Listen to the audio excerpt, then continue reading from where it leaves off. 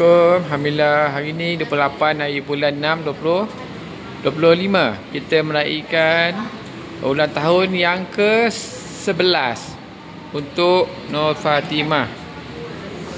Ni budaknya. Fatimah, mana sini? Ini umur kamu 11 tahun. Okey? 11. Sekarang kita raikan di Mary Brown dekat Jen Jarum.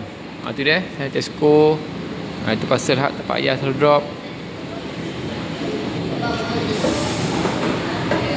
Okey, hari ni kita mencatatkan kehadiran penuh. So kita boleh mulakan ucapan. Bermula dari yang kecil. Nur Hadijah. Go. Okey Hadijah, go. Start.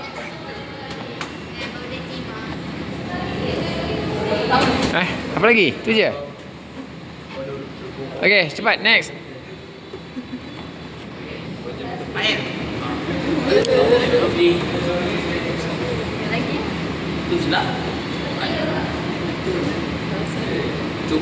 Okey, Yusof. Semarilah Fatimah yang ke-11 tahun. Juga angka sebenarnya Fatimah dimulai rezeki, jaga umur, berumur segala urusan, menjadi anaknya salihah kepada ibu dan ayah, dan menjadi dirinya di akhirat dan juga optimis. Okey. Taman. Keluar sikit Man. Fatimah mendoakan supaya Fatimah diberikan segala urusan, menjadi dunia akhirat, menjadi yang saja. Terima kasih. Okey, Kakak. Selamat. Sana Helwa Fatimah yang ke-11. Semoga doa-doanya semua didoakan Allah. Orang yang berjaki kalau berjaki study dengan main je. Fokus. Dan pesan orang fokus jadi terpaling jagalah aurat masing-masing, jaga kehormatan diri masing-masing. Sebab kakak pun tak ada nak tengok orang macam hari-hari. Tapi korang pada yang jaga diri dan ada abang, ada ibu jaga rumah. Jagalah diri semua yang terbaik. Okey, ibu pula. Happy birthday yang ke-11 Fatimah. Doakan semua perkara yang baik dan rumah, semua kejayaan dunia dan akhirat untuk Fatimah.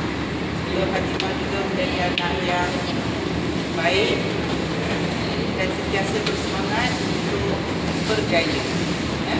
Bukan hanya bersemangat tetapi nampak usahanya untuk berjaya. Okey Fatimah. Okey, ayah doakan semoga Fatimah berjaya dunia akhirat. So tahun ni exam apa je PKK kan? Okey, buat yang terbaik tau. So okey, okey Fatimah nak cakap apa? Untuk Fatimah. Untuk Fatimah kepada Ada apa? Okey.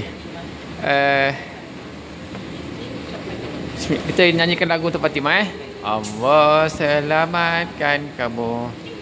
Allah selamatkan kamu. Allah selamatkan Nur Fatimah. Allah selamatkan kamu. Amin. Okay, jom kita baca doa makan. Bismillahirrahmanirrahim. Allah berikanna fatana wa qina azabannar. Amin. Okey, jom makan. Baca. Okey, bye semua. Bye semua.